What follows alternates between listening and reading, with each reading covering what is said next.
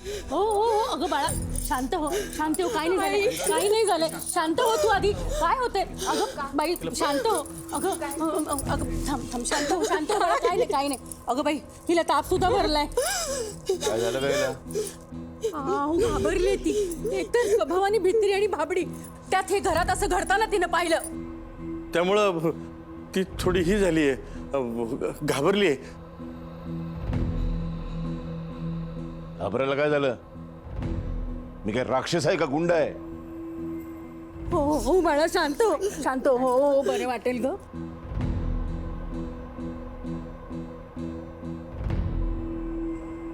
हो बाळा शांत म्हणजे घडलं ते तुझ्यासाठी नव्हतं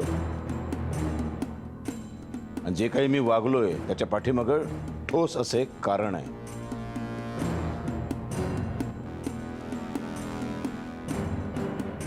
जा आज जाऊन आराम कर औषध दे औषधाने बरी झाली नाही तर डॉक्टरना घरी बोलावून घे जा चल बाळा हो हो हो आणि आणखीन एक महत्वाची गोष्ट या घरामध्ये जो कोणी चुकीचा वागेल त्याला त्याच्या चुकीची शिक्षा केली जाईल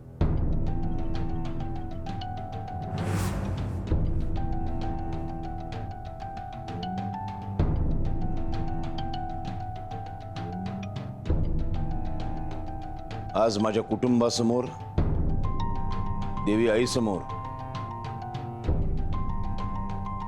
नवरात्रीतल्या पवित्र दिवशी मी एका मुलीवरती हात उगारून फार मोठी चूक केली आहे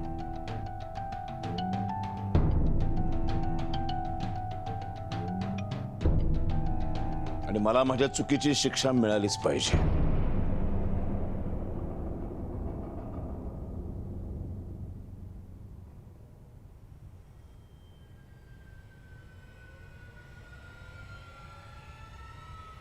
आणि त्या चुकीची शिक्षा म्हणून मी माझाच एक नियम मोडणार आहे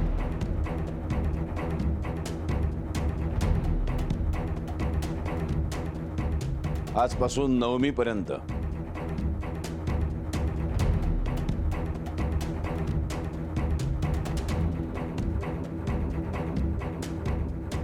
या आत्मारामची मुलगी संबळ वाजवेल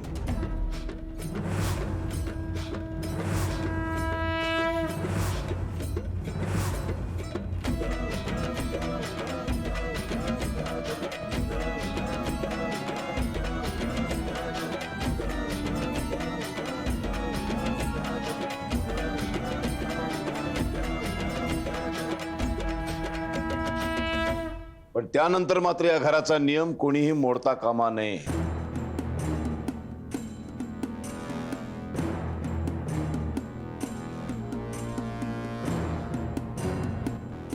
आणि हे तुझ्यासाठी सुद्धा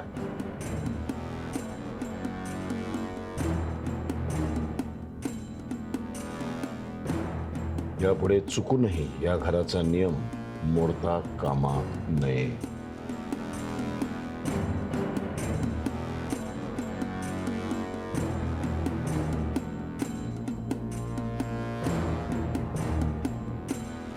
मालक माझ्या लेकराची चूक पदरात घेतली तुम्ही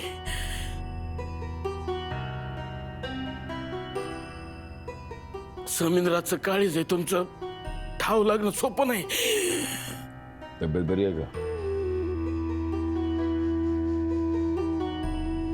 तेवढं नाही अजून पण आहे कारण हा दादा यांच्या औषध पाण्याचं बघ हो दादा बघतो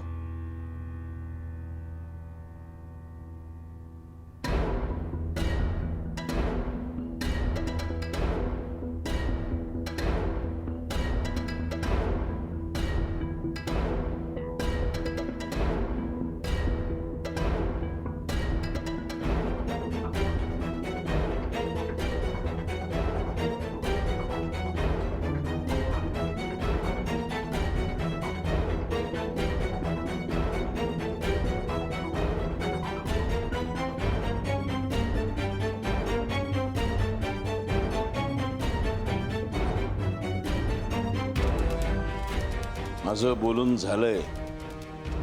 स्वयंपाकाला लागा.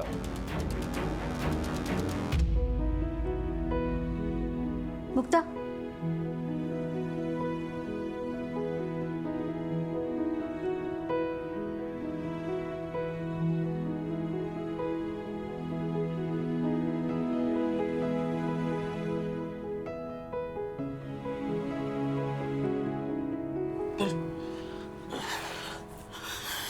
अण्णा,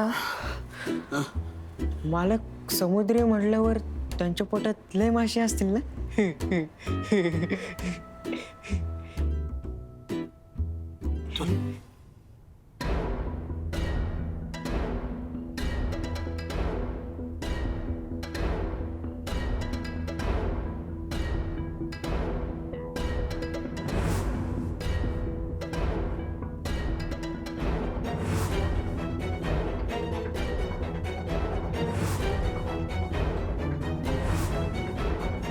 काय केलंस तिथे? पदराखाली लपवलेलं फूल देवीला वाहिलंस की नाही? हो, कुठून आणलंस ते? आजीचा हात लावलेलं फुल वाहिलं.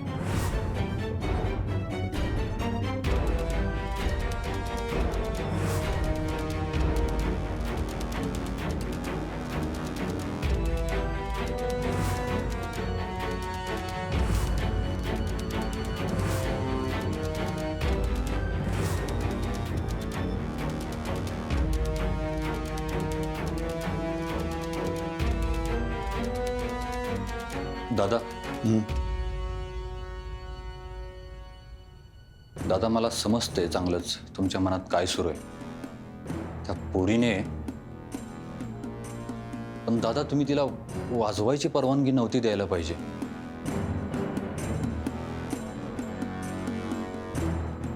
सगळ्यांच्या समोर मी तिच्यावरती हात उचलला. ही माझी चूक. त्यासाठी मी स्वतःला दिलेली शिक्षा म्हणून तिला संबळ वाजवण्याची परवानगी दिली. याचा अर्थ असा होत नाही की मी तिला माफ केलंय. दादा, मी समजलो नाही. शिक्षा तर तिला होणारच.